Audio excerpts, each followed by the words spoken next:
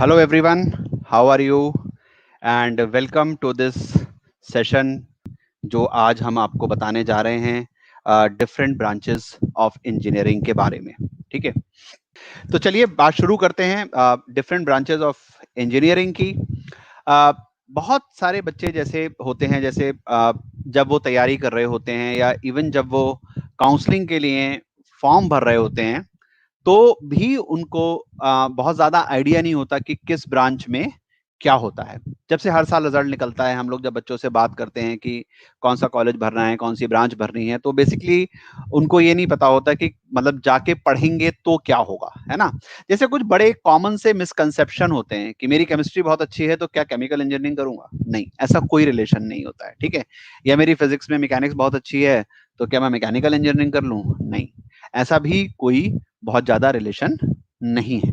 ठीक है, कॉमन आदमी किस तरीके से सोचता है कि अगर आप मैकेनिकल इंजीनियर हो तो आप शायद कोई भी मशीन सही कर सकते हो, है ना। आप अगर केमिकल इंजीनियर हो तो शायद आप कोई भी कंपाउंड बना सकते हो। अगर आप इलेक्ट्रिकल इंजीनियर हो तो आप कोई भी जो है वो वायर तार जोड़ दोगे और ऐसे कर दोगे। तो इस तरीके की चीजें जो होती हैं वो नॉर्मली नहीं होती। कंप्यूटर इंजीनियर हो तो कंप्यूटर खोल डालोगे, है ना। मतलब ऐसे, मतलब बड़ी सारी चीजें जो हैं डे टू डे में लोग जो हैं वो ऐसा सोचते हैं। बट इंजीनियरिंग जो है वो टोटली थोड़ी सी डिफरेंट होती है, या मैं कह सकता हूं कि जो एक कॉमन मैन की सोच है शायद उससे काफी डिफरेंट होती है ना। और इंजीनियरिंग, पहली बात तो यह है कि इंजीनियरिंग होती क्या है ना। सबसे पहली बात तो यही है कि हम सारे लोग इंजीनियरिंग के लिए एस्पायर कर रहे हैं। इंजीनियरिंग क्या होती है पहले इस पे बात करते हैं, फिर एक एक करके ब्रांचेस लेंगे। और मैंने करीब करीब सारी जो अच्छी ब्रांचेस हैं, जैसा आप लोग चाहते होंगे, मैंने वो सारे टॉपिक्स को लेने की कोशिश की है। जैसे मैथमेटिक्स एंड कंप्यूटिंग के बारे में लोग जानना चाहते हैं, आर्टिफिशियल इंटेलिजेंस के बारे में लोग जानना चाहते हैं, कंप्यूटर साइंस के बारे में लोग जानना चाहते हैं, या सबसे सॉट आफ्टर ब्रांच है आप कह सकते हो कंप्यूटर साइंस। और एक और है इंफॉर्मेशन टेक्नोलॉजी, राइट।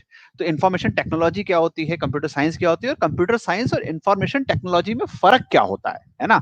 जैसे हम, अगर हमें सीएस मिल रही है, कुछ कुछ कॉलेजेस ऐसे हैं जहां पे आप देखोगे कि computer science and information technology करके डिग्री बनी हुई है, ठीक है, जिसको हम कहते हैं CSIT, राइट।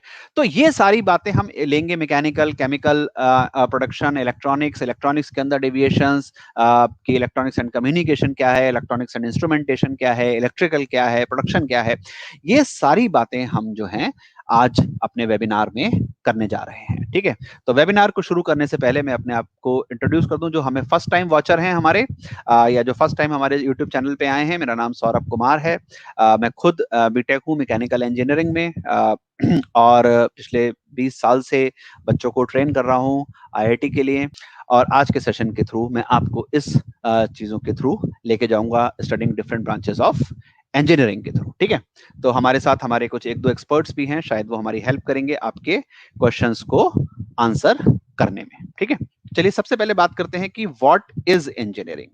इंजीनियरिंग होती क्या है। ठीक है, तो इंजीनियरिंग एक ऐसी चीज है कि जैसे आप अभी तक क्या करते हैं, आप 12th क्लास तक साइंस पढ़ते हैं, ठीक है। और साइंस में क्या पढ़ते हो, आप फिजिक्स पढ़ते हो, केमिस्ट्री पढ़ते हो, मैथमेटिक्स पढ़ते हो, ठीक है। तो इंजीनियरिंग जब आप शुरू करते हो तो जो फर्स्ट ईयर में आप और साइंस पढ़ोगे, जब आपका फर्स्ट ईयर होता है तब आप और साइंस पढ़ते हो, मतलब आप और फिजिक्स पढ़ते हो, और केमिस्ट्री पढ़ते हो, और एडवांस मैथमेटिक्स पढ़ते हो, राइट। उस साइंस को यूज करके जो आपने 12th तक पढ़ी हुई है, प्लस जो आप बीटेक के फर्स्ट ईयर में या कुछ सब्जेक्ट्स जो आप पढ़ते रहोगे फर्स्ट ईयर, कभी सेकंड ईयर में भी कुछ मैथ्स होती है, जैसे कंप्यूटर साइंस में डिस्क्रीट मैथमेटिक्स सिस्टम पढ़ते हैं हम लोग, राइट। तो वो आप जो साइंस को यूज करके आप क्या करते हैं, चीजों के सोल्यूशन निकालते हैं। सोल्यूशन इंजीनियर का काम है क्या बेसिकली।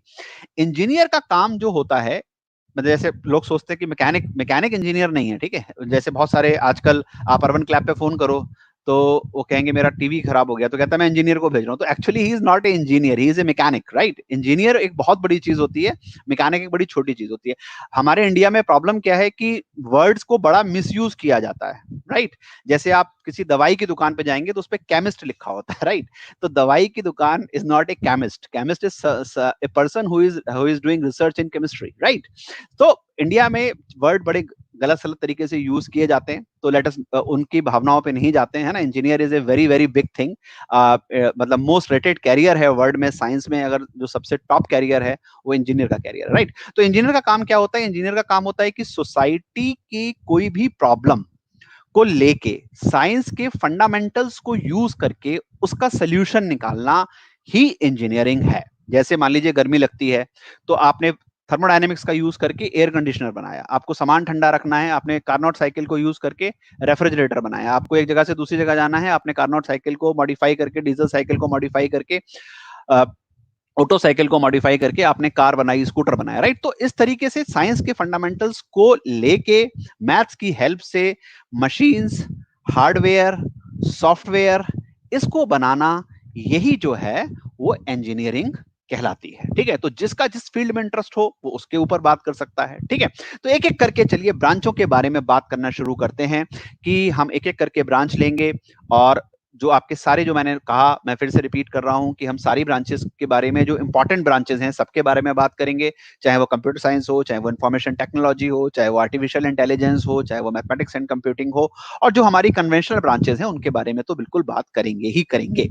और अगर अभी तक आपने हमारा यूट्यूब चैनल लाइक या सब्सक्राइब नहीं किया है तो प्लीज हमारे यूट्यूब चैनल को लाइक करिए, सब्सक्राइब करिए और बेल आइकॉन को प्रेस करिए, जिससे कि आपके पास नोटिफिकेशन आते रहें ऐसे सेशंस के। एक सर्वे किया था मिनिस्ट्री ऑफ एचआरडी ने 2018-8-9 में, जिसके अकॉर्डिंग जो है इंजीनियरिंग को जो है थर्ड लार्जेस्ट करियर माना गया है। ठीक है, और अगर आप वर्ल्ड में भी देखोगे तो साइंस ग्रेजुएट्स के लिए इंजीनियरिंग जो है सबसे टॉप प्रायोरिटी का करियर माना जाता है, या जो सबसे जल्दी आपके करियर को एक्सेलरेट करता है, या फाइनेंशियली भी और करियर वाइज भी, दोनों तरीके से, ग्रोथ वाइज भी और फाइनेंशियली ग्रोथ वाइज भी जो करता है, वो इंजीनियरिंग जो है वो ऐसा साइंस के अंदर सबसे ज्यादा प्रोमिनेंट करियर माना जाता है। चलिए सबसे पहले बात करनी शुरू करते हैं एरोनॉटिकल इंजीनियरिंग की। ठीक है, बहुत सारे बच्चे क्योंकि मेरे को लगता है शायद मैं हर साल कई हजार बच्चों के साथ कांटेक्ट में आता हूं,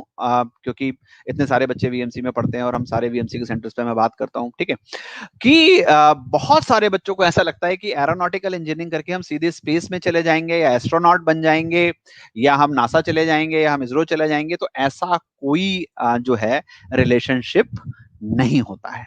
ठीक है, एरोनॉटिकल इंजीनियरिंग जो है वो किस पे बेस्ड है? एरोनॉटिकल इंजीनियरिंग जो है वो design of aeroplane, maintenance of aeroplane, propulsion systems, इसके ऊपर जो है वो बेस्ड है। मतलब आप एयरक्राफ्ट डिजाइनिंग, हेलीकॉप्टर डिजाइनिंग, उनकी मेंटेनेंस और उनके इंजन की प्रोपल्जन की थ्योरी, जो जेट प्रोपल्जन थ्योरी होती है, उसके ऊपर जो लोग काम करते हैं वो एरोनॉटिकल इंजीनियर कहलाते हैं। ठीक है, अब इसमें अगर आप और एडवांस काम करते हैं एरोनॉटिक्स में, ठीक है, एमटेक करते हैं, फिर आप जो है आपका स्किल सेट बहुत स्ट्रांग है, आप कंप्यूटर्स में भी बहुत अच्छे हैं, तो आप जो है स्पेस रिसर्च के ऊपर काम कर सकते हैं। वो डिपेंड करेगा कि आपकी एस्ट्रोनॉमी में कितनी नॉलेज और आपको है। ठीक है, उसके बाद फिर वेरियस तरीके की ट्रेनिंग्स होती हैं जिसके थ्रू आप स्पेस प्रोग्राम्स के अंदर जा सकते हो। बट खाली अगर आप सोचते हो कि एरोनॉटिकल इंजीनियरिंग किसी को स्पेस में ले जाती है, तो जी नहीं, एरोनॉटिकल इंजीनियरिंग किसी को स्पेस में नहीं ले जाती है। ठीक है, चलिए तो अब इसमें आगे बात करते हैं कि अगर हम एरोनॉटिकल इंजीनियरिंग की बात करें तो रेडीमेड, मतलब देखिए हजारों कंपनी हो सकती हैं, मैंने कुछ गिने चुने कंपनियों के नाम लिखे हैं कि जिसमें आप कह सकते हो कि हम एरोनॉटिकल इंजीनियरिंग करके तुरंत जा सकते हैं।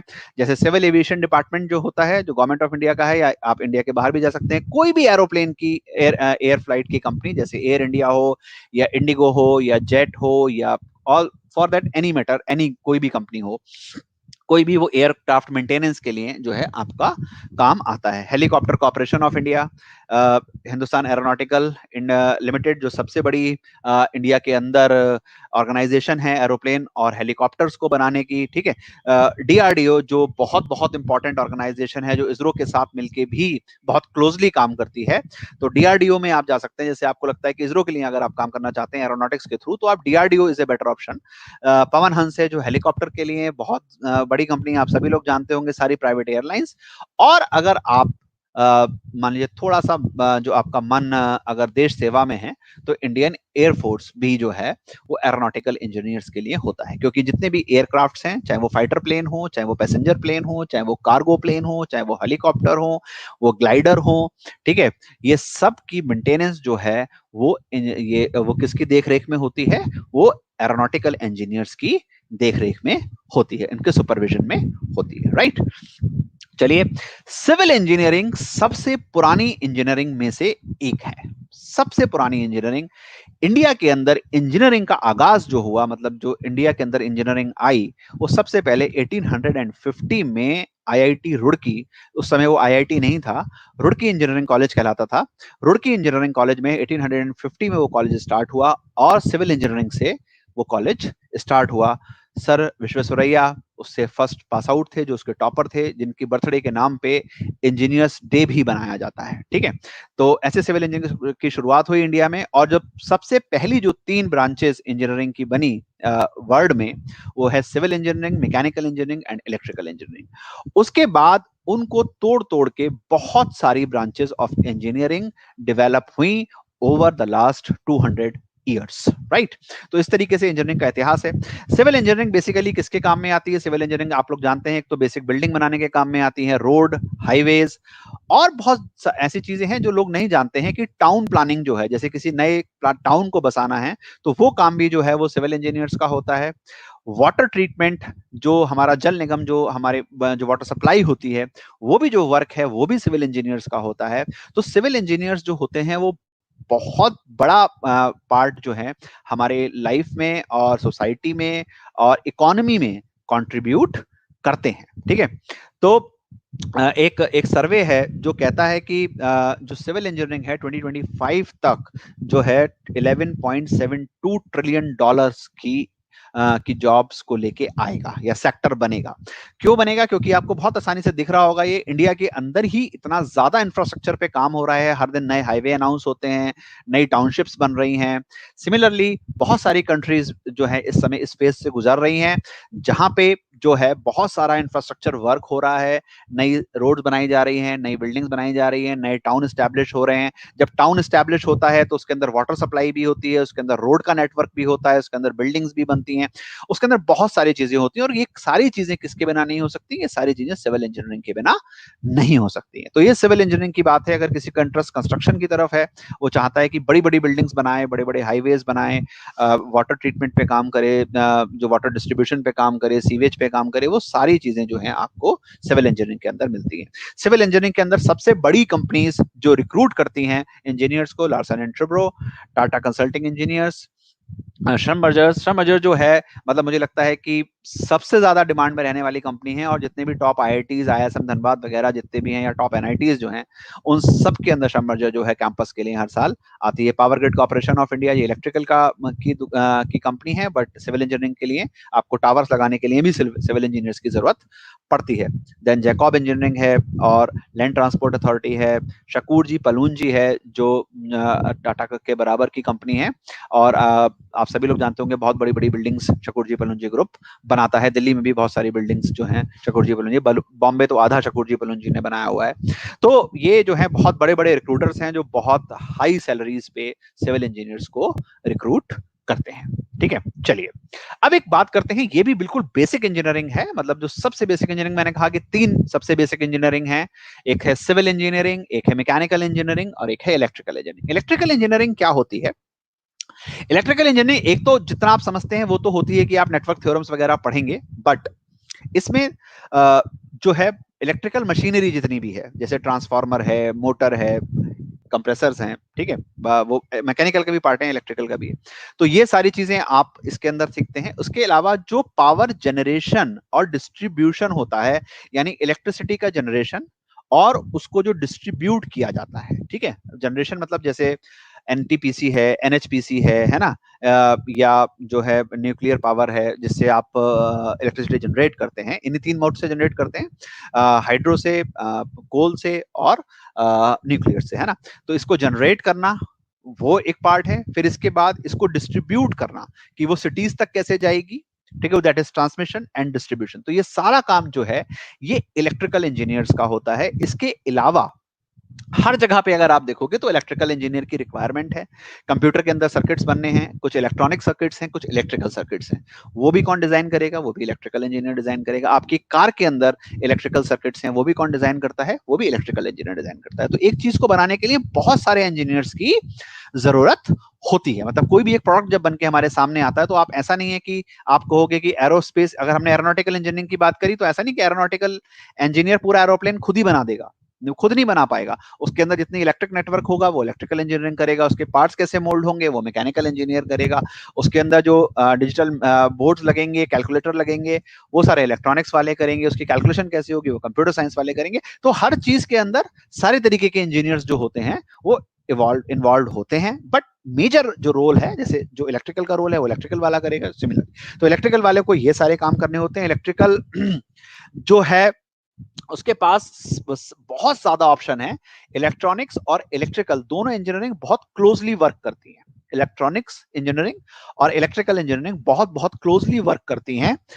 अगर आप एक लेमैन लैंग्वेज में अगर आप मेरे से पूछें कि सौरभ भैया बताइए कि क्या डिफरेंस है इलेक्ट्रिकल इंजीनियरिंग में और इलेक्ट्रॉनिक्स इंजीनियरिंग में, तो लेमैन लैंग्वेज में ऐसा कहा जाता है कि 12 वोल्ट से नीचे की चीजें जो ऑपरेट करती हैं वो इलेक्ट्रॉनिक्स इंजीनियरिंग ऑपरेट करती है, और जो 12 वोल्ट के ऊपर ऑपरेशन होता है वो सारा इलेक्ट्रिकल इंजीनियरिंग के अंदर होता है। क्योंकि आप वोल्टेजेस वगैरह देखोगे तो 220 वोल्ट, 100 वोल्ट, 50 वोल्ट ऐसे दिखेंगे आपको जो ट्रांसफॉर्मर्स हैं, स्टेप डाउन कर देते हैं हम उनको। और जितने इलेक्ट्रॉनिक इक्विपमेंट होते हैं वो फाइनली सबको कहाँ ले जाते हैं? 12-15 वोल्ट तक, 10-12 वोल्ट तक ले जाके खत्म कर देते हैं। तो इलेक्ट्रॉनिक्स और इलेक्ट्रिकल इंजीनियरिंग बहुत क्लोजली वर्क करते हैं। तो इसका स्कोप जो है वो बहुत ज्यादा है। ठीक है, जब जब कंप्यूटर साइंस नहीं आई थी तब आईआईटीज में इलेक्ट्रिकल इंजीनियरिंग सबसे टॉप पे होती थी। और आज भी अगर आप मैथमेटिक्स एंड कंप्यूटिंग के बाद अगर देखोगे computer science, mathematics and computing, उसके बाद जो है वो इलेक्ट्रिकल ही चूज करी जाती है। बहुत सारे आईआईटीज ने अभी इलेक्ट्रॉनिक्स इंट्रोड्यूस भी नहीं करी है, वो इलेक्ट्रिकल के अंदर ही इलेक्ट्रॉनिक्स को पढ़ाते हैं।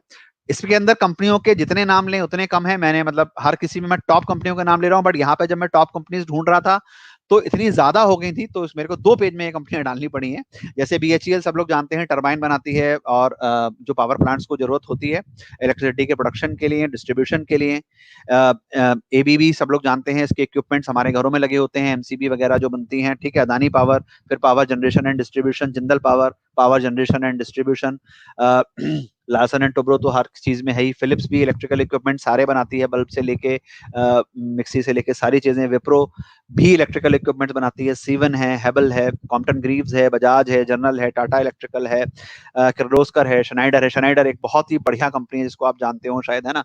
ऐसे एमको है, एवरेडी है, माइक्रोटेक्स है, फिनोलेक्स है। मतलब देयर इज मतलब हजारों कंपनियां हैं जिसमें टॉप अगर 30-40 आप कहोगे तो ये मैंने यहाँ पे लिस्ट करी हैं। और ये कंपनीज फिर से इलेक्ट्रॉनिक्स के लिए भी ऑलमोस्ट ये कंपनीज जो रहेंगी काफी हद तक कॉमन रहेंगी। ठीक है, तो ये बात हो गई इलेक्ट्रिकल इंजीनियरिंग की, इलेक्ट्रिकल इंजीनियर क्या करता है।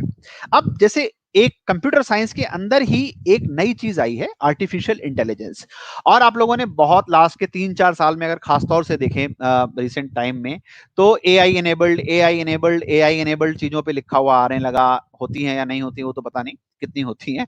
ठीक है, बट काफी एआई की बातें हम लोग करने लगे। एआई का मतलब क्या है कि जब कंप्यूटर ह्यूमन की तरह सोचने लगे, जब कोई भी कंप्यूटर ह्यूमन की तरह सोचने लगे तो उसको आर्टिफिशियल इंटेलिजेंस कहते हैं। दुनिया का सबसे कॉम्प्लेक्स नेटवर्क जो होता है वो न्यूरॉन नेटवर्क होता है, जो ह्यूमन बॉडी के अंदर होता है। जो ब्रेन से इलेक्ट्रोमैग्नेटिक वेव्स जो हैं वो हमारे बॉडी के डिफरेंट पार्ट्स तक जाती हैं और उसको कंट्रोल करती है। ठीक है, अगर आप कोई चीज सोचते हैं कि मैं उठा लूं, आपका हाथ काम करता है, तो वो न्यूरॉन नेटवर्क जो है आपके ब्रेन से इलेक्ट्रोमैग्नेटिक वेव भेजता है और अलग अलग पार्ट्स को ऑपरेट करता है।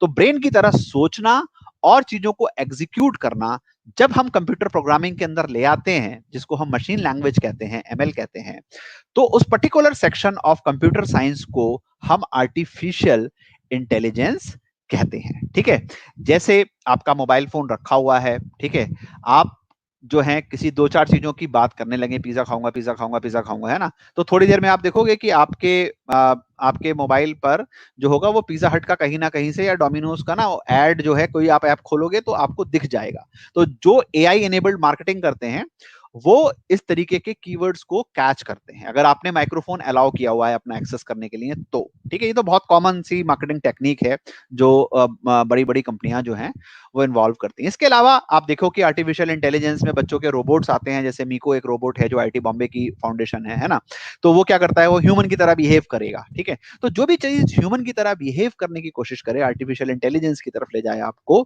एलेक्सा जो जैसे आप अमेजोन का देख रहे हो, वो एआई की तरफ काफी क्लोज चला गया है, जो एआई को इनेबल कर रहा है, आपको एक ह्यूमन की तरह आपके साथ आंसर कर रहा है। तो जब जब कोई भी कंप्यूटर प्रोग्रामिंग या कोई भी ऐसी ब्रांच जो ह्यूमन को स्टिमुलेट करे अपनी प्रोग्रामिंग के थ्रू, और वो प्रोग्रामिंग को मशीन लैंग्वेज एमएल कहते हैं हम, तो उसके थ्रू जो इंजीनियरिंग करी जाती है या उसके सब्जेक्ट्स जब पढ़े जाते हैं, उसी को आर्टिफिशियल इंटेलिजेंस कहा गया है। कहते हैं कि आने वाला समय जो अगले 10 साल के बाद होगा, वो समय सारा आर्टिफिशियल इंटेलिजेंस का होगा, एआई का होगा। ठीक है, तो कंप्यूटर साइंस का भी फ्यूचर जो है वो आर्टिफिशियल इंटेलिजेंस है। जैसे आज से 20 साल पहले जब हम लोग पढ़ते थे, तब सुनते थे कि आने वाला फ्यूचर कंप्यूटर साइंस का है, तो इस समय पूरा फ्यूचर कंप्यूटर साइंस का है। आज की डेट में हम लोग सुनते हैं कि आने वाला फ्यूचर जो है वो आर्टिफिशियल इंटेलिजेंस का है, मतलब कंप्यूटर का भी फ्यूचर जो है वो आर्टिफिशियल इंटेलिजेंस है। तो ये जो है एआई के बारे में बात हो गई। ठीक है, अब हम लोग आ जाते हैं इलेक्ट्रॉनिक्स एंड कम्युनिकेशन इंजीनियरिंग पे। इलेक्ट्रॉनिक्स इंजीनियरिंग जो है उसके अब दो मेजर कैटेगरी हो गई हैं, एक है इलेक्ट्रॉनिक्स एंड कम्युनिकेशन इंजीनियरिंग और एक है इलेक्ट्रॉनिक्स एंड इंस्ट्रूमेंटेशन इंजीनियरिंग। तो दोनों के अंदर मैं फर्क आपको बताऊंगा। इलेक्ट्रॉनिक्स का मतलब, जब आप इलेक्ट्रॉनिक्स की बात करने लगते हैं, तो इलेक्ट्रॉनिक्स का मतलब होता है कि हम लोग जो हैं, जैसे मैंने सिंपल लैंग्वेज में कहा कि 12 वोल्ट से नीचे के सर्किट्स की बात कर रहे हैं, कि सेमीकंडक्टर डिवाइसेस से बने हुए इलेक्ट्रॉनिक सर्किट्स की हम बात कर रहे हैं। ठीक है, जिसमें डायोड हैं, ट्रांजिस्टर्स हैं, ठीक है, so on and so fourth, जितने एलईडीज हैं, सो एंड है, काफी जीना डायोड है, ये वो है। तो आप काफी चीजें पढ़ी होंगी, काफी चीजें आगे पढ़ोगे चल के जब आप इंजीनियरिंग करोगे। और इसके साथ हम कम्युनिकेशन को जोड़ रहे हैं। कम्युनिकेशन का मतलब क्या हो गया, कम्युनिकेशन मतलब हर तरीके का कम्युनिकेशन। एक कम्युनिकेशन क्या हो गया कि आप एक मोबाइल से दूसरे मोबाइल पे बात कर रहे हैं, ये कम्युनिकेशन हो गया। मोबाइल कैसे बना, इलेक्ट्रॉनिक्स इंजीनियरिंग होगी। मोबाइल का सर्किट क्या है, इलेक्ट्रॉनिक इंजीनियरिंग होगी। मोबाइल के से जो वेव गई, जो सिग्नल गया, उसका जो ट्रांसमिशन हुआ, वो क्या है, वो कम्युनिकेशन इंजीनियरिंग है। ठीक है, सिमिलरली टेलीविजन आप देख रहे हो, इतने सारे चैनल आ रहे हैं, वो चैनल जो जिस भी स्टूडियो से ब्रॉडकास्ट हो रहा है, वो ब्रॉडकास्ट क्या है, वो ब्रॉडकास्ट जो है वो कम्युनिकेशन इंजीनियरिंग है। जो सर्किट्स टीवी के अंदर लगे हुए हैं वो क्या है, इलेक्ट्रॉनिक्स इंजीनियरिंग है। टीवी के अंदर पावर जा रही है, वो क्या है, इलेक्ट्रिकल इंजीनियरिंग है। राइट, तो कम्युनिकेशन, इलेक्ट्रॉनिक्स एंड कम्युनिकेशन में क्या होता है, इलेक्ट्रॉनिक्स एंड कम्युनिकेशन में इलेक्ट्रॉनिक्स से आप सारे बेसिक सब्जेक्ट पढ़ोगे। ठीक है, सेमीकंडक्टर डिवाइसेस पढ़ोगे, सारे सर्किट्स पढ़ोगे, उसके जो एप्लीकेशंस पढ़ोगे, कैसे कैसे हम सर्किट्स बना सकते हैं, ट्रुथ टेबल वगैरह जो होती हैं वो आप पूरा पढ़ेंगे। और उसको फिर हम कैसे कम्युनिकेशन के लिए यूज करते हैं, कि सिग्नल जो होंगे, सिग्नल की वेव फॉर्म होती है, जैसे अभी कुछ कुछ जो लोग 12th में होंगे वो शायद थोड़ा सा एसी वेसी में पढ़ेंगे कि वेव फॉर्म कैसी होती है। तो वेव फॉर्म को हम कैसे जो है मॉड्यूलेट करते हैं, डीमॉड्यूलेट करते हैं ना, एएम एफएम जो होता है बेसिकली, और फ्रीक्वेंसी मॉड्यूलेशन या एम्पलीट्यूड मॉड्यूलेशन से एक जगह से दूसरी जगह तक हम ले जाते हैं, है ना। तो वो जो प्रोसेस है वो कम्युनिकेशन इंजीनियरिंग का है। तो इलेक्ट्रॉनिक्स एंड कम्युनिकेशन में भी इलेक्ट्रिकल और इलेक्ट्रिकल से ज्यादा ऑप्शंस जो हैं आज की डेट में अवेलेबल हैं। कंप्यूटर साइंस के बाद अगर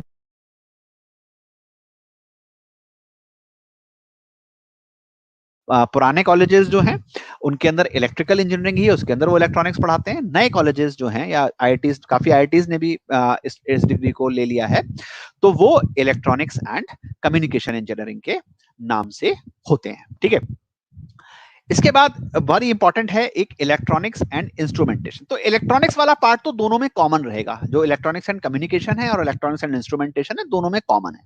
इलेक्ट्रॉनिक्स वाला पार्ट फिर से रिपीट कर रहे हैं, जो सेमीकंडक्टर डिवाइसेस हैं, डायोड्स हैं, ट्रायोड्स हैं, ट्रांजिस्टर्स हैं, एलईडीज हैं। ठीक है, ये सारा जो है ये कॉमन है सबके अंदर। जो सर्किट्स हैं उनके, उनकी थ्योरीज जो हैं, सर्किट सॉल्व करने की थ्योरीज जो हैं, वो सारी जो है दोनों में सेम रहेंगी। राइट, इंस्ट्रूमेंटेशन एक ब्रांच होती है। इंस्ट्रूमेंटेशन का मतलब होता है मेजरमेंट।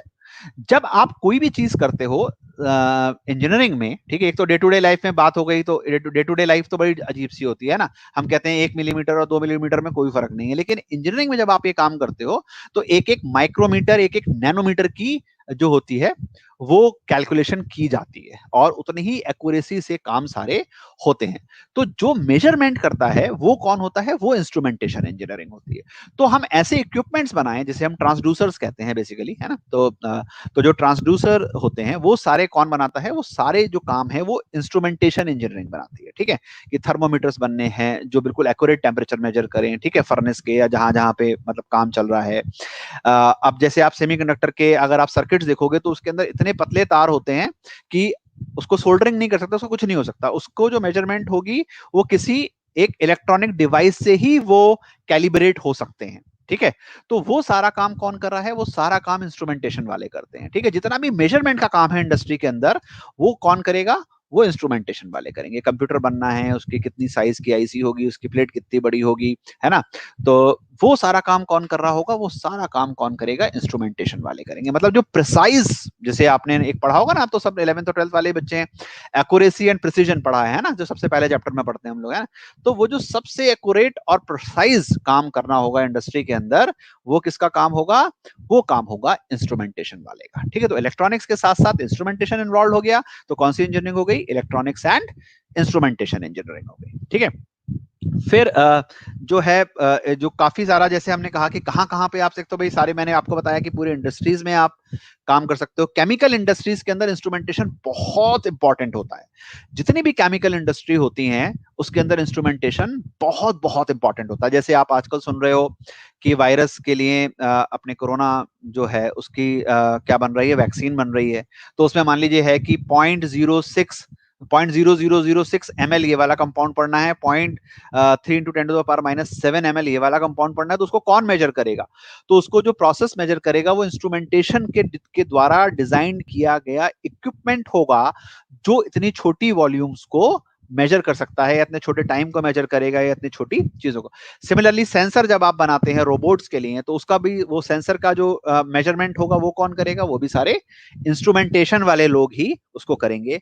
या बड़ी जगह पे भी, जैसे वीएलएसआई क्या होता है, वेरी लार्ज स्केल इंस्ट्रूमेंटेशन। ठीक है, तो वो सारे जो very large scale integrated circuits जो होते हैं, उसका मेजरमेंट भी कौन करेगा, उसका मेजरमेंट भी इंस्ट्रूमेंटेशन वाले ही करेंगे। तो ऐसे बहुत सारी टेक्नोलॉजी है जहां पे मेजरमेंट इन्वॉल्व होगा, वो जो प्रिसाइज हो रहा होगा बहुत ज्यादा, जो ह्यूमन नहीं कर सकता कभी भी, वो सारे के सारा काम कौन करता है, वो सारे का सारा काम जो है वो इलेक्ट्रॉनिक्स एंड इंस्ट्रूमेंटेशन वाले करते हैं।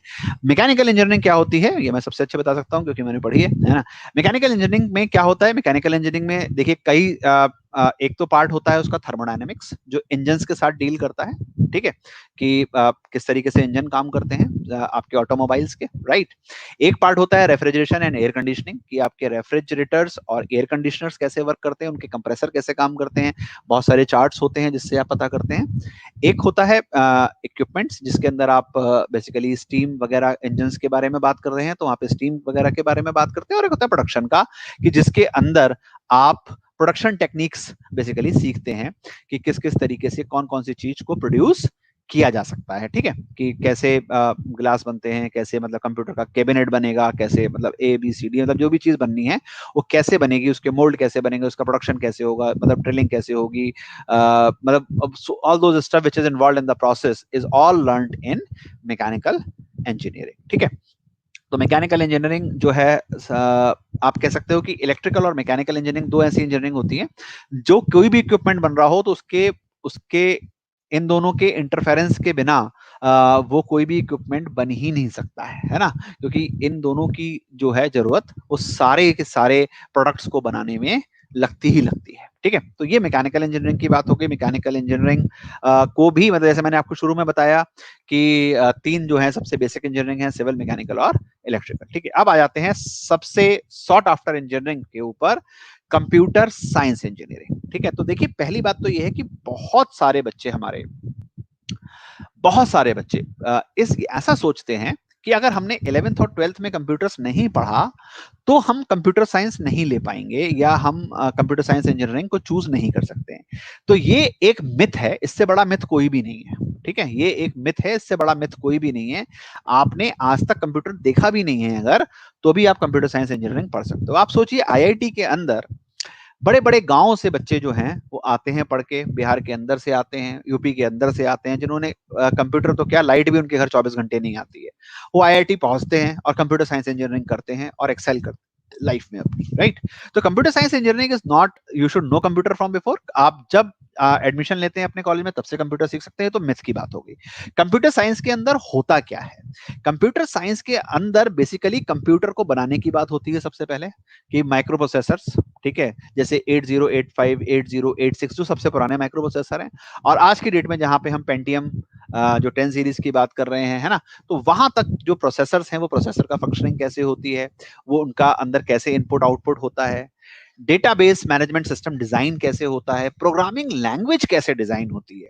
देखिए, जो प्रोग्रामिंग लैंग्वेज है, जैसे सी है, सी प्लस प्लस है, पाइथन है, ठीक है, जावा है, मतलब बहुत सारी लैंग्वेजेस हैं, रूबी ऑन रेल्स है ना, तो अलग अलग जगह पे अलग अलग लैंग्वेजेस यूज होती हैं, ठीक है, डेटाबेस में एसक्यूएल है ना, तो बहुत सारे जो लैंग्वेजेस यूज होती है, तो उनका आर्किटेक्चर कैसा है, ठीक है, मतलब वो किन प्रिंसिपल्स पे एक नई लैंग्वेज डेवलप की जा सकती है। तो लैंग्वेज डेवलप करने से के पीछे प्रिंसिपल क्या है, डेटाबेस मैनेजमेंट के पीछे प्रिंसिपल क्या है, वो तो लैंग्वेज है, एसक्यूएल सर्वर अगर आप बात करते हैं, ठीक है, ओरेकल अगर आप बात करते हैं, वो तो एक डेटाबेस की लैंग्वेज है, बट उसके पीछे लॉजिक क्या है, वो कैसे डेटाबेस को स्टोर करता है, स्टैक्स क्या होते हैं, है ना, क्यूज क्या होती हैं, मतलब किस तरीके से पढ़ेगा, किस तरीके से जाएगा, कंप्यूटर कैसे प्रोसेस करेगा, कि जब हम प्रोसेसर से प्रोसेस कर रहे हैं तो कैसे वो स्टैक कर रहा है डेटा को, कैसे डेटा फिर आप वापस फैच करोगे, टाइम तो नहीं लग जाएगा, डेटा एक जगह पे फंस तो नहीं जाएगा, है ना। तो वो सारी चीजों डिस्कशन जो होती है, वो सारी बातें जो की जाती हैं, वो सारी चीजें कंप्यूटर साइंस के अंदर की जाती है, ठीक है।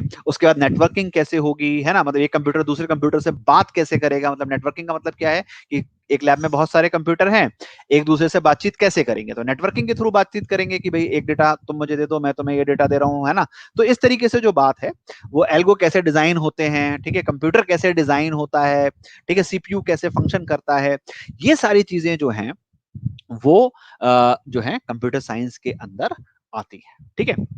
और कंप्यूटर साइंस के अंदर तो हम क्या रिक्रूटर्स बताएं, मतलब अगर मैं अगले 3 घंटे तक भी बोलता रहूं तो कंप्यूटर साइंस के रिक्रूटर के बारे में नहीं बोल पाऊंगा शायद, है ना। तो अगर, लेकिन हाँ, जो हमारे सबके मन में एक जो चाह होती है कि हमारी जॉब कंप्यूटर साइंस पढ़ने के बाद कहाँ लगे, तो TCS, Facebook, Deloitte, Wipro, Cisco, Oracle, Microsoft, Yahoo, Flipkart, Paytm, Amazon, है ना, एसेंचर, एडोबी, एप्पल, एचपी, मतलब ये जो हैं, ये ड्रीम कंपनीज हैं जिसमें कोई भी कंप्यूटर साइंस से पढ़ के जाना चाहेगा, ठीक है।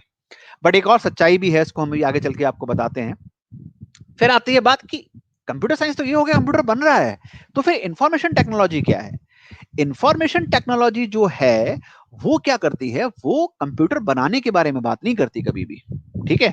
उसको कोई मतलब नहीं कि प्रोसेसर तुम्हारा कौन कैसे बना, ठीक है, वो तो कह रहा है कि कंप्यूटर हमारे पास है, अब हम इस कंप्यूटर से क्या कर सकते हैं, ये हमें बताना है, ठीक है। कंप्यूटर बनाना है आईटी वाले का काम नहीं है। आईटी वाले का काम क्या है कि कैसे सॉफ्टवेयर डिजाइन किए जाए, कैसे ऐसा डेटा दिया जाए जिससे कि क्या क्या तरीके के डेटा उससे और निकल सकते हैं। तो ये सारा काम जो है, ये कौन करता है, ये काम करते हैं इंफॉर्मेशन टेक्नोलॉजी वाले, मतलब इंफॉर्मेशन निकालना, सारी चीज के अंदर से इंफॉर्मेशन निकालना। जैसे आप लोगों ने सुना होगा डेटा साइंस इस समय बहुत बड़ा सब्जेक्ट है, और बिग डेटा तो इतना बड़ा सब्जेक्ट है इस समय कि हर कोई जो है उसके अंदर सर्टिफिकेशन चाहता है, उसके अंदर पढ़ना चाह रहा है, पढ़े पढ़े लोग छोटे छोटे कोर्सेज कर रहे हैं बिग डेटा, हार्डहूप वगैरह में, राइट। तो वो जो है सारी की सारी चीजें कहाँ पे आती हैं, वो सारी चीजें इंफॉर्मेशन टेक्नोलॉजी में आती हैं, ठीक है। तो जो ये क्या करेगा, ये मतलब कंप्यूटर को यूटिलाइज करेगा उसके मैक्सिमम तक, उसके अंदर मतलब ऐसे सॉफ्टवेयर और हार्डवेयर का कॉम्बिनेशन बनाएंगे कि जो आउटपुट हमें चाहिए वो आउटपुट हम निकाल सकें, ठीक है। तो ऐसे ऐसे प्रोग्राम्स, ऐसी ऐसी चीजें जो लिखी जा सकती हैं जिससे हम बहुत सारी चीजों को सॉल्व कर सकते हैं, वो सारा काम कौन करता है, वो सारा काम इंफॉर्मेशन टेक्नोलॉजी वाले करते हैं। तो जो कोडिंग का बेसिक काम है, मतलब जो कहते हैं कि कोडिंग के का जन्म कैसे होता है, वो कंप्यूटर साइंस में हो गया। कोडिंग करना जो है वो काम कौन कर रहा है, वो काम सारा इंफॉर्मेशन टेक्नोलॉजी वाले कर रहे हैं, आईटी वाले कर रहे हैं, ठीक है। तो आईटी का मतलब होता है इंफॉर्मेशन टेक्नोलॉजी, ठीक है। तो जो हमने कहा कि बहुत सारे लोगों को जो दुनिया में कंफ्यूजन है कि कंप्यूटर साइंस और इंफॉर्मेशन टेक्नोलॉजी के बीच में डिफरेंस क्या है। तो कंप्यूटर साइंस के बारे में जैसे मैंने आपको बताया कि कंप्यूटर साइंस जो है वो कंप्यूटर के के वो बनाने के, मतलब उसकी आत्मा है कंप्यूटर साइंस, है ना, कि भाई प्रोसेसर से लेके और सारी कंप्यूटिंग जो उसके अंदर हो रही है वो कंप्यूटर साइंस में। अच्छा, अब क्या, अगर मैंने कंप्यूटर साइंस नहीं पढ़ी है तो क्या मैं आईटी में जॉब नहीं कर सकता? बिल्कुल आप आईटी में जॉब कर सकते हो। अगर आप आईआईटी के, एनएसआईटी के, डीटीयू के, एनआईटी के, सीएफटीआई के, बिट्स के किसी के भी प्लेसमेंट देखोगे तो आप देखोगे मैकेनिकल वाला भी जो है इन्फोसिस में है, टीसीएस में है, टेक्सटाइल वाला भी जो है कॉग्निसेंट में है, केमिकल वाला भी जो है माइक्रोसॉफ्ट में है, तो उससे कोई लेना देना नहीं है। ठीक है, आपने किसी भी ब्रांच में इंजीनियरिंग करी हो, आप आईटी में जा सकते हो। तो आपका क्या ठीक होना चाहिए? एप्टीट्यूड ठीक होना चाहिए। तो जो कंपनी कैंपस में आती है वो किस समय पर क्या करती है, वो आपका एप्टीट्यूड चेक करती है कि आपका अगर एप्टीट्यूड बहुत बढ़िया है, आप लॉजिकल सोच सकते हो, तो आप कोई भी सॉफ्टवेयर का प्रोग्राम लिख सकते हो। अगर आप लॉजिकल सोच नहीं सकते हो तो आप सॉफ्टवेयर का प्रोग्राम नहीं लिख सकते हो। ठीक है, तो प्रोग्राम भी अलग अलग तरीके के हैं। मान लीजिए एक बंदा सोचता है जो प्रोग्राम 2 पेज में लिखा जा रहा है, एक बंदा उसी प्रोग्राम को 5 लाइन में लिख लेता है। तो इफेक्टिव प्रोग्रामिंग कौन सी हुई? जिसने 5 लाइन में लिखी। तो ऐसे बंदे चाहिए होंगे जो 5 लाइन में प्रोग्राम लिखें, 2-2, 3-3 पेज वाले बंदे नहीं चाहिए होंगे। ठीक है, तो ये जो है तो आईटी में कोई भी जा सकता है कंप्यूटर साइंस के अंदर, लेकिन वही जाएगा जो उसने कंप्यूटर में बीटेक या बीई किया हुआ है। ठीक है, तो प्रोग्रामिंग कोई भी कर सकता है, बट कंप्यूटर के अंदर की बात जानने के लिए आपको कंप्यूटर इंजीनियर होना जरूरी है। ठीक है, तो चलिए, बट जो करियर लोग देखते हैं, करियर जो लोग देखते हैं वो बेसिकली आईटी में देख रहे होते हैं और वो सोच रहे होते हैं कंप्यूटर साइंस के बारे में। ठीक है, हाँ, बिल्कुल एक बात बहुत इंपॉर्टेंट है कि कंप्यूटर साइंस जन्म है, कंप्यूटर साइंस आत्मा है। ठीक है, तो computer science always will always be preferred over IT. But but but triple IT जैसे, कुछ ट्रिपल आईटी हैदराबाद जैसे है, या for that way triple IT Delhi भी बहुत अच्छा है, जिन्होंने अपने करिकुलम जो है इंडस्ट्री बेस्ड बनाए हुए हैं कि इंडस्ट्री को कैसी रिक्वायरमेंट है उस तरीके के करिकुलम बनाए हुए हैं। तो यहाँ पे जैसे मतलब इंफॉर्मेशन टेक्नोलॉजी का मतलब ही वही, Indian institute of information technology, कि वो इंडस्ट्री रेडी इंजीनियर्स देती है, मतलब वो उनको वही प्रोजेक्ट्स कराती है जो इंडस्ट्री को रिक्वायर्ड है। तो वहां पर जो है वो कंप्यूटर साइंस के ऊपर ही आईटी वाले चले जाते हैं, जो ट्रिपल आईटी की अगर मैं बात करता हूँ हैदराबाद और थोड़ा बहुत दिल्ली को, या मैंने जैसे पिछले वाले अपने सेशन में आपको बताया था कि ट्रिपल आईटी की रैंकिंग कैसी है, फिर बैंगलोर है और ये है, बट इंडस्ट्री रेडी वाली बात जो है इन दोनों के साथ। अब आती है कि बहुत डिमांडिंग ब्रांच इस समय सेकंड नंबर पे जो चल रही है कंप्यूटर साइंस के बाद, वो है mathematics and computing. Mathematics and computing अभी IIT Delhi, IIT Bombay, IIT Guwahati, BITS Hyderabad, ये जो है, और ट्रिपल आईटी दिल्ली, ये 5 कॉलेज जो हैं मैथमेटिक्स एंड कंप्यूटिंग में आपको डिग्री दे रहे हैं। कल अगर आप लोगों ने मेरा केवीपीवाई का सेशन देखा हो तो मेरे 3 एक्स स्टूडेंट कल आए थे जो आईआईटी दिल्ली से मैथमेटिक्स एंड कंप्यूटिंग कर रहे हैं, जिनकी लास्ट ईयर केवीपीवाई में अंडर 100 रैंक आई थी। तो उनको कंप्यूटर साइंस नहीं मिली थी क्योंकि 200 के आसपास उनकी रैंक थी, तो उन्होंने मैथमेटिक्स एंड कंप्यूटिंग ली थी, मैंने ही उनको दिलवाई थी मैथमेटिक्स एंड कंप्यूटिंग। तो मैथमेटिक्स एंड कंप्यूटिंग क्या है? मैथमेटिक्स एंड कंप्यूटिंग जो है ये एक ब्लेंड है, एक आप कह सकते हो मिक्सचर है। किस किस चीज का है? मैथमेटिक्स का है, कंप्यूटर साइंस का है और फाइनेंशियल इंजीनियरिंग का है। यानी आप कंप्यूटिंग की बात करें, डेटा एनालिटिक्स की बात कर रहे हो। ठीक है, तो आप मैथमेटिक्स एंड कंप्यूटिंग पढ़ के आपको क्या बेनिफिट है? मैथमेटिक्स एंड कंप्यूटिंग में एक तो बेसिकली आप कंप्यूटर साइंस के बारे में सब जान जा रहे हो, न्यूमेरिकल कंप्यूटिंग के बारे में जान जा रहे हो, और फाइनेंस के बारे में जान जा रहे हो। तो आपका जो स्कोप खुल गया वो पूरा आईटी इंडस्ट्री के लिए खुल गया। और जो सबसे पेइंग जॉब है वर्ल्ड में सबसे हाईएस्ट पेइंग जॉब आपको पता है किसकी होती है? वर्ल्ड में हाईएस्ट पेइंग जॉब जो है वो होती है इन्वेस्टमेंट बैंकर की। ठीक है, जो बड़ी बड़ी जैसे गोल्डमैन सैक्स, राइट, क्या कहते हैं, जितने भी जैसे जो बड़े बड़े इन्वेस्टमेंट आर्म्स जिनकी होती हैं, उन जैसे जैसे सीक्वा है ना, तो जो जिसने व्हाट्सएप को फंड किया है, ट्रांसेंट जिसने जो है बायजूस को फंड किया है, तो ये जो बंदे होते हैं जो इन्वेस्टमेंट बैंकिंग में होते हैं, ये सब जो है या तो एमबीए फाइनेंस होते हैं या फिर मैथमेटिक्स एंड कंप्यूटिंग ब्रांच से जाते हैं। तो मैथमेटिक्स एंड कंप्यूटिंग ब्रांच बहुत ज्यादा अरीना खोल देती है, इसलिए ये इतनी जल्दी लॉन्च होने के 2-3 साल में ही टॉप पे पहुंच गई। तो आप सोचिए अगर आपकी 500 के ऊपर रैंक आएगी तो आपको मैथमेटिक्स एंड कंप्यूटिंग मिलेगी नहीं, राइट। तो मैथमेटिक्स एंड कंप्यूटिंग बहुत सॉट आफ्टर ब्रांच है और मुझे लगता है आने वाले समय में शायद हो सकता है कंप्यूटर साइंस के ऊपर भी ना चली जाए आने वाले 4-5 साल में। कोई बहुत बड़ी बात नहीं है, वर्ल्ड जैसे चेंज कर रहा है इस समय, उन लोगों को इसी तरीके के लोगों की ज्यादा रिक्वायरमेंट है और बहुत ज्यादा आप जो है एनालिटिकल हो जाते हैं उसको करने का। फिर एक दो छोटी ब्रांचेस की बात कर लेते हैं। प्रोडक्शन इंजीनियरिंग, वैसे तो प्रोडक्शन इंजीनियरिंग मैकेनिकल का पार्ट होता है। ठीक है, मैकेनिकल इंजीनियरिंग अगर आपने कर ली है तो प्रोडक्शन इंजीनियरिंग अलग से की कोई वैल्यू नहीं है। प्रोडक्शन इंजीनियरिंग मैकेनिकल इंजीनियरिंग का एक सबसेट है। प्रोडक्शन इंजीनियरिंग क्या करती है? आपको प्लांट को डील करना सिखाती है कि प्लांट के अंदर जब मैन्युफैक्चरिंग होती है तो क्या क्या प्रोसेसेस होते हैं, किस तरीके से प्लांट ऑपरेट करता है, प्रोडक्शन की जितनी टेक्नोलॉजी है उनको कैसे काम में लेके आना है, so on and so fourth. तो मोर और लेस यू कैन से कि प्लांट का जो ओवरऑल मैनेजमेंट होता है, किसी भी फैक्ट्री के, कंपनी के प्लांट का जो मैनेजमेंट होता है, वो प्रोडक्शन इंजीनियर करता है, जो प्रोडक्शन को कंट्रोल करता है। इसको लाइन कहते हैं, प्रोडक्शन लाइन जिसको बोलते हैं, जिसके अंदर असेंबली लाइन जिसको बोलते हैं, जिसके अंदर चीजें बन के निकलती हैं, उसको जो पूरा कंट्रोल करता है वो एक प्रोडक्शन इंजीनियर होता है। ठीक है, इसके बाद केमिकल इंजीनियरिंग क्या होती है। जैसे मैंने शुरू में कहा, बिल्कुल जब मैंने अपना सेशन शुरू किया आज का, कि बहुत सारे लोगों को लगता है कि केमिकल इंजीनियरिंग मतलब केमिस्ट्री है। नहीं, केमिकल इंजीनियरिंग मतलब केमिस्ट्री तो है ही है, थोड़ी बहुत बिल्कुल है, ठीक है, जब आप चीजों की बात करेंगे, बट उसके अलावा भी बहुत सारी चीजें हैं, जैसे बॉयलर हैं, जैसे रिएक्टर हैं, जैसे प्लांट के अंदर, केमिकल प्लांट के अंदर क्या क्या इक्विपमेंट्स यूज होते हैं, केमिकल प्लांट के अंदर क्या सेफ्टी प्रिकॉशंस होते हैं, केमिकल प्लांट की क्या क्या रिक्वायरमेंट्स होती हैं, केमिकल प्लांट किन स्टैंडर्ड्स पे ऑपरेट करते हैं, उसमें मेजरमेंट कैसे होते हैं, जैसे मैंने इंस्ट्रूमेंटेशन में आपको बताया, प्लांट के अंदर कैसे रिएक्शंस होती हैं, क्या क्या हैजार्ड्स होते हैं, कैसे हम अपने एम्प्लॉइज को सेफ रख सकते हैं, ये सारी की सारी चीजें जो हैं वो केमिकल इंजीनियरिंग के अंदर आती हैं। केमिकल और मैकेनिकल बहुत क्लोजली वर्क कर जाते हैं काफी जगह पर। ठीक है, तो बहुत सारे सब्जेक्ट केमिकल इंजीनियरिंग के और मैकेनिकल इंजीनियरिंग के कॉमन होते हैं। ठीक है, वो जो हीट एंड थर्मो वाला जो पूरा पार्ट है वो केमिकल और मैकेनिकल में कॉमन होता है, राइट।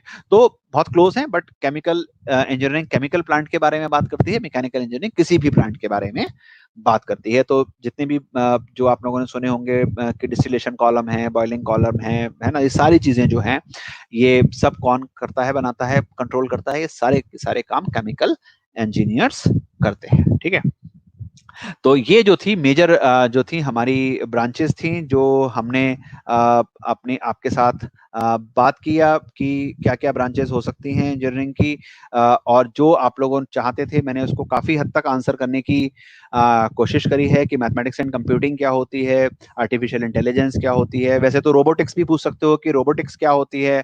ठीक है, तो रोबोटिक्स भी मोर और less close to artificial intelligence है। ठीक है, तो एक you can say a refined form or a productive form of computer science and artificial intelligence put together to form a mechanical thing, something which is called as robots. But robotic engineering वगैरह India में अभी बहुत common नहीं है। US वगैरह में जो है वो रोबोटिक्स वगैरह जो है वो काफी होती हैं। यूएस में तो काफी डिफरेंट तरीके की ब्रांचेस भी हैं, क्योंकि वो सब्जेक्ट वाइज नहीं चलते हैं, वो काफी इनोवेट भी करते हैं। तो मैकेट्रॉनिक्स है, जैसे अगर आप अमेरिका की यूनिवर्सिटी में देखेंगे तो मैकेट्रॉनिक्स क्या है, मैकेनिकल प्लस इलेक्ट्रॉनिक्स को मैकेट्रॉनिक्स कहा है उन्होंने, है ना। तो इनोवेट करते रहते हैं। इंडिया में प्रॉब्लम ये है कि ये जितनी मैंने आपको ब्रांचेस बताई यही कोर ब्रांच है, इसके अलावा एक टेक्सटाइल है, बट टेक्सटाइल को तो आजकल कोई बहुत ज्यादा पूछता नहीं है। इंडिया में प्रॉब्लम ये हो रही है कि प्राइवेट इंजीनियरिंग कॉलेजेस की वजह से क्या हुआ कि एआईसीटी जो बॉडी होती है जिसको नंबर ऑफ सीट्स देनी होती है, तो वो नंबर ऑफ सीट्स बढ़ाने के लिए नंबर ऑफ ब्रांचेस बढ़ा ली गई, लेकिन एक्चुअली अगर आप देखोगे तो कोर ब्रांचेस जो हैं इंजीनियरिंग की वो यही है। ठीक है, तो ये जो है ऑटोमोबाइल इंजीनियरिंग कोई पूछ रहा है, तो ऑटोमोबाइल इंजीनियरिंग बेटे अगर कोई कॉलेज, जैसे बहुत सारे कॉलेज ऑटोमोबाइल इंजीनियरिंग अलग से नहीं देते, तो अगर आप मैकेनिकल इंजीनियरिंग कर लेते हो तो ऑटोमोबाइल इंजीनियरिंग जो है वो मैकेनिकल इंजीनियरिंग का ही पार्ट बन जाती है। Automobile engineering is a part of mechanical engineering. तो उसमें कोई अगर आपको कहीं पे अलग से मतलब ऑटोमोबाइल इंजीनियरिंग तो मैं समझाने का कुछ है नहीं, क्लियर है कि जो ऑटोमोबाइल्स के साथ डील करेगी वो ऑटोमोबाइल इंजीनियरिंग होगी, है ना। तो अगर आप मैकेनिकल इंजीनियरिंग कर लेते हो तो आपके पास एरे जो है वो ऑटोमोबाइल का पूरा खुला हुआ होता है। ठीक है, एरोस्पेस के बारे में हमने बता दिया है, तो जो बच्चा पूछ रहा है वो शुरू से इसको वापस देख लेगा वेबिनार को।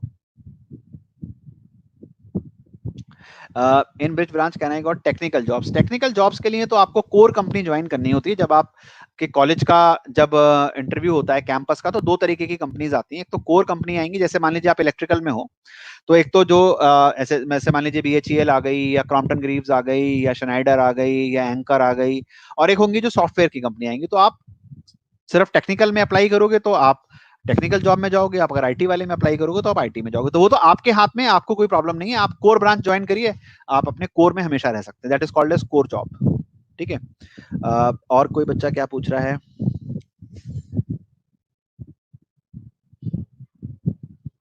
आई am interesting in mathematics, which branch should I take. अगर आप प्योर मैथमेटिक्स में इंटरेस्टेड हैं तो इंटीग्रेटेड एमटेक इन मैथमेटिक्स ले लीजिए। ठीक है, अगर आप प्योर मैथमेटिक्स में इंटरेस्टेड हैं तो आप इंटीग्रेटेड एमएससी इन मैथमेटिक्स में ले लीजिए, आईआईटीज में होती हैं और सारे बैंकिंग सेक्टर के अंदर उसके बहुत अच्छे जो है कैंपस प्लेसमेंट्स होते हैं, तो आपको उससे काफी फायदा हो जाएगा अगर आप वैसा सोचते हो तो। एनिमेशन में अगर आप जॉब चाहते हैं तो आपको आईटी वाला काम जो है वो एनिमेशन में आपको लेके जाएगा, इंफॉर्मेशन टेक्नोलॉजी, ठीक है। वैसे तो अगर जब आप ज्वाइन करते हैं किसी भी कंपनी को तो वो अपनी ट्रेनिंग देती है। जैसे आप मान लीजिए आईआईटी दिल्ली से, आईआईटी बॉम्बे से, चलिए मान लीजिए टॉप आपकी 50 में रैंक आई और आप आईआईटी बॉम्बे से पढ़े, ठीक है, और आपकी गूगल में जॉब लग गई, let us take this example, right. तो आपको क्या लगता है गूगल वाला आपको पहले दिन काम दे देगा? नहीं भैया, वो पहले आपकी 6 महीने ट्रेनिंग करेगा कि गूगल में ये होता है, ये वाला कोड आपको देखने हैं, ये लैंग्वेज हम यूज करेंगे, ये हमारा जो है प्रोटोकॉल है, ये हमारा वर्किंग सिस्टम है, तो आपको वही ट्रेन करेगा। तो it is not at all आप सिर्फ एंटर कर सकते हो एक अच्छी कंपनी में अच्छे कॉलेज से पढ़ के, उसके बाद जितना काम होगा वो कंपनी ही आपको ट्रेन करती है। आपको जो आता है वो आपके लिए एडेड एडवांटेज होता है ऑब्वियसली, बट वो कंपनी आपको अपने हिसाब से ट्रेन करेगी, ठीक है। तो आपका उससे कोई फर्क नहीं पड़ता है।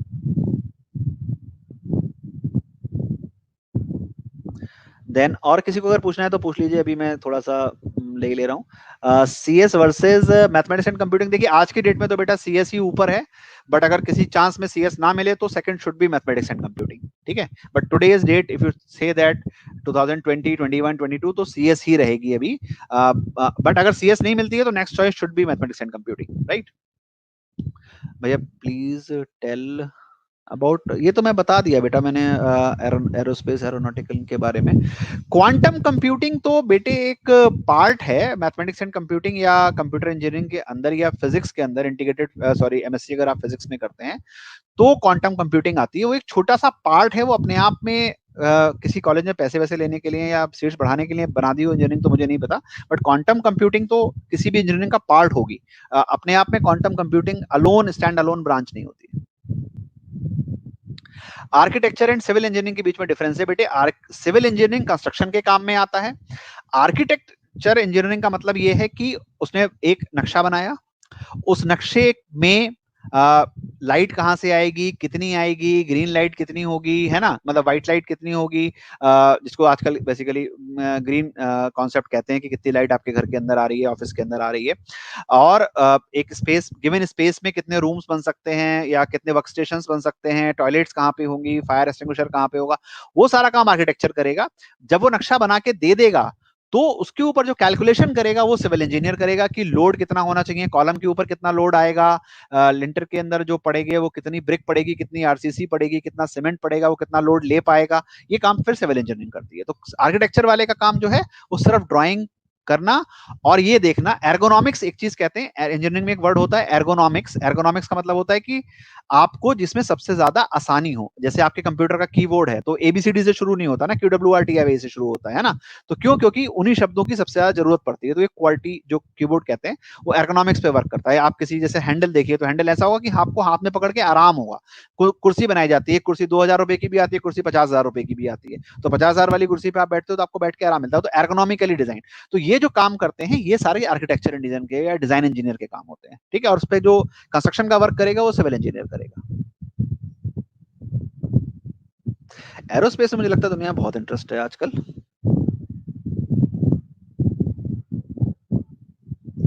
और किसी को एस्ट्रोनॉमी एंड एस्ट्रोफिजिक्स, ये तो बेटा प्योर साइंस के सब्जेक्ट्स हो गए, इसका इंजीनियरिंग से कोई मतलब नहीं है। कुछ आईआईटीज देती हैं इसमें एस्ट्रोफिजिक्स वगैरह में डिग्री, वो आप देख लेना कौन सी आईआईटी देती है, मुझे एग्जैक्टली याद नहीं है कि कौन सी आईआईटी देती है। Is it imaging specialized software engineering, बेटा सॉफ्टवेयर इंजीनियरिंग भी के नाम से भी कोई कॉलेज नाम दे सकता है, बट वो इंफॉर्मेशन टेक्नोलॉजी और सॉफ्टवेयर इंजीनियरिंग एक ही चीज होगी। और जैसा मैंने बताया ना कि कॉलेजेस को सीट जब बढ़ानी होती है तो वो एक नई ब्रांच का नाम लिख देते हैं जिससे कि एआईसीटीई उन्हें अप्रूवल दे दे, क्योंकि एक ब्रांच में 60 से ज्यादा बच्चे नहीं पढ़ सकते, ये रूल है। तो इसलिए वो नई ब्रांच खोल देते हैं, चीजें वही पढ़ा देते हैं। एक आध सब्जेक्ट चेंज कर दिया, 80 में से 80 सब्जेक्ट ऑन एन एवरेज एक इंजीनियर को पढ़ने होते हैं। 4 साल में अराउंड 80 सब्जेक्ट्स हम लोगों को पढ़ने होते हैं, तो लगता है अभी आजकल बढ़ गए हो, तो वो आप जो है वो एक आध दो सब्जेक्ट चेंज कर देंगे तो ब्रांच जो है वो चेंज हो जाएगी, ठीक है। राइट देन और कोई अच्छा क्वेश्चन किसी को पूछना हो तो पूछ लीजिए, वरना मैं फिर इसको एंड कर देता हूं सेशन को। बायोटेक्नोलॉजी बहुत एमर्जिंग है, बट इंडिया के अंदर अभी बायोटेक्नोलॉजी का स्कोप जो है वो काफी कम है। अगर कोई बहुत ज्यादा बायोटेक्नोलॉजी में काम करना चाहता है तो मेरी एडवाइस उसको एज ए एल्डर ब्रदर यही होगी कि वो फिर इंडिया के बाहर के ऑप्शंस देखे। इंडिया अभी उतनी इवॉल्व नहीं हुई है बायोटेक्नोलॉजी या बायो साइंस के इसके अंदर, राइट। इंडिया स्टार्ट तो कर दिया है कुछ कुछ, बट कुछ होता नहीं है उसमें।